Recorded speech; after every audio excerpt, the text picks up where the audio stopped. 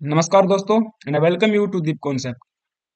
आज की इस वीडियो में हम चर्चा करेंगे मेगाट्रॉपिक्स वन के बारे में, जो कि हाल ही में धरती पर वापस उतार लिया गया है बाई इसरो के द्वारा धरती पर उतार लिया गया है। अब ऐसा क्यों हुआ है कि क्यों इसको धरती पे वापस उतारा गया है, कौन कौन से चैलेंज हमारे सामने रहे इसको वापस उतारने में। दूसरी बात, जो मेगाट्रॉपिक्स वन है किस टाइप का ये मिशन था और कौन कौन सी एजेंसीज ने मिलकर इसको कोलेबोरेशन के साथ भेजा था, क्या मतलब इसका काम था। सारी बातें जानेंगे, इस वीडियो में बने रहिएगा मेरे साथ। बट बिफोर वी बिगिन, आप सभी से रिक्वेस्ट है, प्लीज यार चैनल पर अगर नए आए हो तो क्या करना है, चैनल को सब्सक्राइब करना और बेल आइकन को प्रेस कर देना। इट इज हम्बल रिक्वेस्ट, ठीक है। ये न्यूज कटिंग आप देख लेना। ISRO bring down decommissioned weather satellite Megha Tropiques one. तो मेगाट्रॉपिक्स वन जो है एक वेदर सैटेलाइट था जो कि भेजा गया था इसरो और फ्रांस के कोलेबोरेशन के साथ में। इसरो और फ्रांस की जो एजेंसी है, स्पेस एजेंसी, इन्होंने मिलकर इसको भेजा था। और एक्चुअल में अगर हम बात करते हैं मेगाट्रॉपिक्स वन की, तो इसका जो कार्यकाल था केवल 3 साल का था, ठीक है। केवल 3 साल के लिए इसको भेजा गया था। लेकिन 2011 के अंदर 2011 के अंदर इसको भेजा गया था 3 साल के लिए, लेकिन इसने 2022 तक अपना काम प्रॉपरली किया। हालांकि कुछ इसके सिस्टम, कुछ पार्ट्स तो डैमेज हो गए थे, बट फिर भी इसने अभी तक प्रॉपर काम किया। अभी अगर बात करें 12 अक्टूबर की, 12 अक्टूबर 2022 को इसको डीकमीशन कर दिया गया था भाई इसरो के द्वारा, और वापस से इसको धरती पे उतारने के लिए 20 मैनवर्स को कैरी आउट किया गया था। टोटल 20 मैन्यूवर्स को कैरी आउट किया गया था, तब जाके इसको वापस धरती पे उतारा गया है, ठीक है। 8 मार्च को, ये आप देख लेना, 8 मार्च को 2023 को इसको धरती पे वापस उतारा गया था पैसिफिक ओशन के अंदर। अब क्यों उतारा उसके बारे में भी बात करेंगे। ये एक और न्यूज कटिंग देख लेना स्वराज जी की। Mega topics one, ISRO successfully execute controlled re entry of satellite in space debris meeting exercise. अब एक चीज और समझना है हमें यार, कि अगर हम बात करते हैं इसरो के इस वाले मिशन की, तो इतना बड़ी अचीवमेंट इसरो के द्वारा की गई अपने आप में काबिल तारीफ है।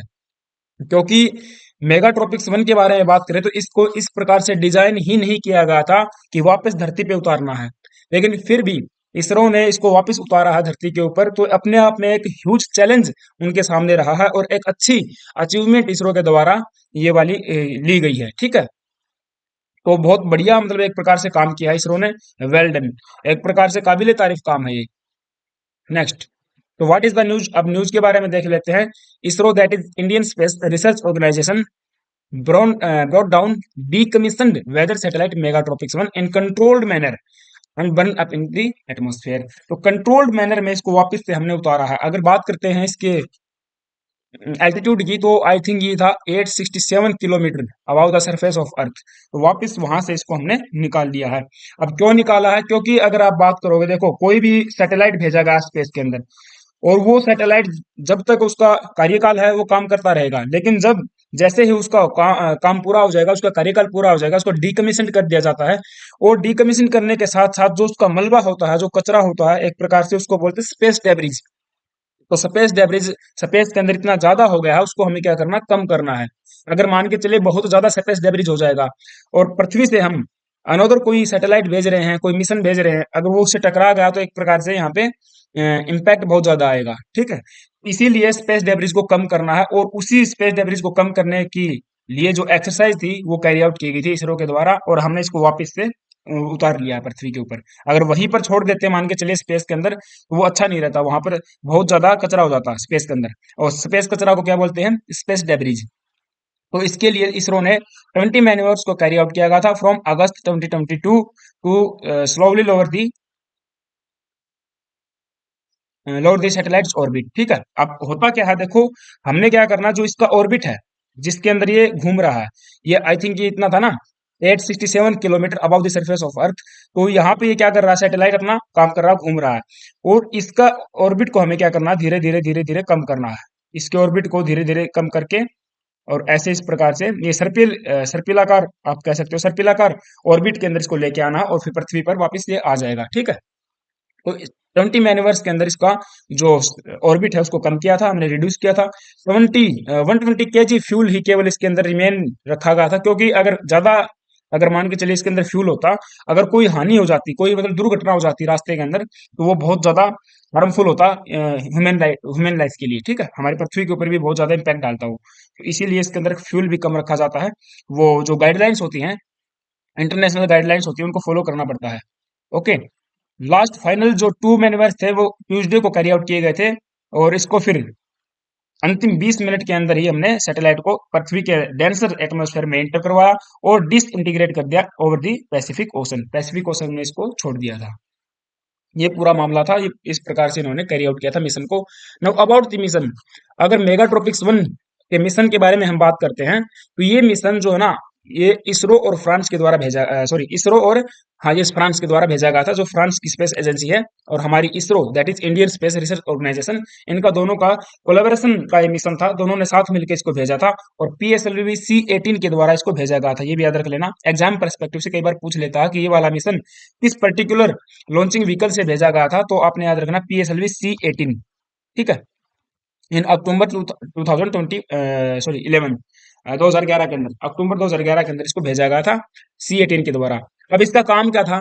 इसका काम था to study the water cycle. अब वाटर साइकिल क्या होता है? Water cycle it is a biogeochemical cycle होती है, biogeochemical cycle that describes the continuous movement of water on above and under the और below the surface of earth. तो ये process होती है जिसको स्टडी करने के लिए ट्रॉपिकल एटमॉस्फेयर में इसको भेजा गया था, ठीक है। और क्लाइमेट चेंज को भी हमें क्या करना है, कंसिडर करना है इसमें।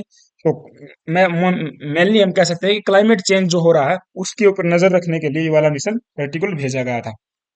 अब ये मिशन जो था 3 साल का था, लेकिन 3 साल तक इसने प्रॉपर काम किया, लेकिन 3 साल के बाद भी ये अपना जो मिशन है काम करता रहा था, लेकिन अब जाके इसको 2022 के अंदर डिकमीशन किया गया है, ठीक है। बिल्कुल over a decade, over a decade तक अपना इसने काम किया है, जो कि 1000 kg का सैटेलाइट था, ठीक है। Now how it was challenging, अब देखो चैलेंज क्या रहा है। अब हमने बताया था कि चैलेंज ये इसलिए रहा है, अगर कोई सैटेलाइट मान के चलिए इस प्रकार से उसको डिजाइन किया जाता, भाई हमने स्पेस में भेज दिया और वापस से फिर से बुलाना है, तो वो उसकी जो टेक्नोलॉजी होगी उसी प्रकार से डिजाइन की जाएगी, ठीक है। लेकिन ये वाला जो है पर्टिकुलर मैसेज जो सैटेलाइट था मेगाट्रॉपिक्स 1, इसको डिजाइन नहीं किया गया था, were not design to undergo such controlled re entry after the end of life. जब इसकी लाइफ एंड हो जाएगी तब उसको रीकंट्रोल्ड यानी कि री एंट्री करवाई जाएगी अर्थ के एटमॉस्फेयर में, और वो भी कंट्रोल्ड मैनर में, इस प्रकार से इसको डिजाइन नहीं किया गया था। Then it making it challenging, तो यही बात इसको बहुत ज्यादा चैलेंजिंग बनाती है, ठीक है। और भी बहुत सारे चैलेंज थे, जैसे कि complicating matter further was that the satellite had been sitting in orbit longer than it is intended, यानी कि जितना जो इसका इरादा हमने रखा था 3 साल के लिए भेजा गया था, लेकिन ये फिर भी बहुत ज्यादा लंबे समय तक अपने जो है ना ऑर्बिट में रहा है, and which means several system had been lost redundancy and their performance had degraded. तो कुछ जो सिस्टम थे उसके खराब हो गए थे, उनकी परफॉर्मेंस भी बैड हो गई थी। ये एक अपने आप में बहुत ज्यादा चैलेंज था कि इसको वापस से कैसे उतारना है, ठीक है। Now space taken by the ISRO to mitigate space debris, अब स्पेस डेब्रिज को क्या करना, कम करना भाई। इसरो के द्वारा पिछले कुछ सालों में बहुत सारे ऐसे स्टेप्स लिए गए हैं ताकि स्पेस डेब्रिज को कम किया जा सके, है ना। इसरो अपने आप में वाकई काबिल तारीफ काम कर रहा है, आप सबको पता भी है। Now recently in recent years ISRO has taken up proactive measures to improve the compliance level with the internationally accepted guidelines on the space debris mitigation। ये बात बिल्कुल सही है, एंड दिस विल इंश्योर, और ये जो वाला मिशन है पर्टिकुलर मेगाट्रॉपिक्स 1 वाला, वो इसी का एक हिस्सा है, आप मान के चलिए, है ना। And this will be ensure that the lower earth orbit, जो LEO है हमारा, lower earth orbit, where the most satellite are placed doesn't get overcrowd and that satellite are disposed of safely. और जो हमारा लोअर अर्थ ऑर्बिट है उसके अंदर बहुत ज्यादा क्राउड न हो जाए, बहुत ज्यादा स्पेस डेब्रिस न हो जाए, और जो भी सैटेलाइट वहां पर है उसको सेफली हमें क्या करना, डिस्पोज ऑफ करना है। And the space agency said that United Nation and the inter agency space debris coordination committee guidelines recommended that satellite be deorbited. अब ये जो पर्टिकुलर एजेंसी है, जो कमेटी है, that is the inter agency space debris coordination committee, ये कुछ guidelines जारी करती है कि आपको कोई सैटेलाइट है उसको किस प्रकार से डीकमीशन करना है, किस प्रकार से उसको आपको डीऑर्बिटेड करना है। तो वो गाइडलाइंस है, उनको ही फॉलो करके सारे प्रोसेस को अंजाम दिया जाता है। जैसा इन्होंने बताया कि 2 प्रकार से आप कर सकते हो, आइदर थ्रू कंट्रोल्ड एंट्री, जैसा कि हमने किसके साथ किया है, मेगाट्रॉपिक्स 1 के साथ किया है, कंट्रोल्ड एंट्री के साथ उसको वापस से पृथ्वी के ऊपर हम लेके आ गए। या फिर क्या कर सकते हैं, उसका जो ऑर्बिटल टाइम है उसको क्या कर दो, रिड्यूस कर दो। ठीक है। अगर आपने ऑर्बिटल टाइम लाइफ टाइम को रिड्यूस कर दिया तो धीरे धीरे धीरे धीरे अपने आप वापस कहाँ पे आ जाएगा, अर्थ के एटमोस्फेयर में आ जाएगा। और ये कम से कम 25 साल मतलब लेने वाला होता है। इसका मतलब जो टाइम पीरियड है वो कम से कम 25 साल बताया जाता है, तो वो अपने आप आ जाएगा। या फिर उसको कंट्रोल्ड मैनर में आप टेक्निकली उसको क्या करो, वापस से लेके आ जाओ। तो ये दो प्रकार से आप इसको लेके आ सकते हो किसी भी सैटेलाइट को। ठीक है, उसको डीऑर्बिटेड या डीकमीशन्ड कर सकते हो। तो ये लेक्चर था भाई। आई होप कि आपको चीजें समझ में आई होंगी और किस प्रकार से इसरो अपना काम बखूबी निभा रहा है ना। तो यस, आई थिंक चीजें आपको क्लियर हो गई होगी। अगर ऐसा है then please hit the like button. And आप प्लीज यार चैनल को सब्सक्राइब नहीं कर रहे हो, आपसे हम्बल रिक्वेस्ट है, चैनल को सब्सक्राइब कर लेना और अपने फ्रेंड्स के साथ में भी शेयर कर देना। Thank you guys, have a nice day, stay tune and stay with us.